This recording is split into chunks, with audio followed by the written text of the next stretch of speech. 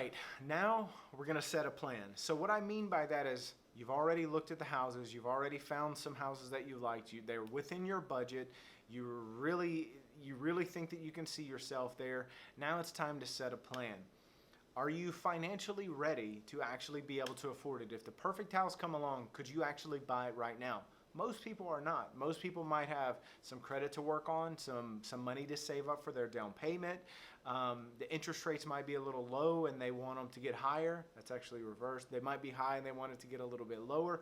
Whatever it may be, now it's time to set a plan of action, because most people can't just jump right out and buy a home right away, because they might be tied up in an existing lease.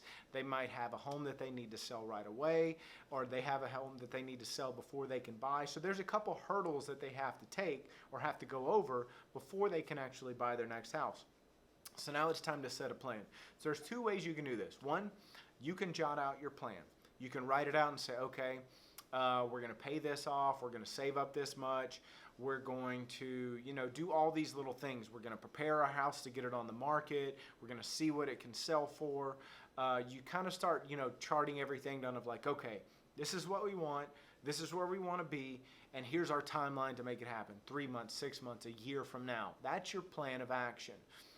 Or you can do all that, or this is where some people start incorporating a real estate agent in that setting a plan type action.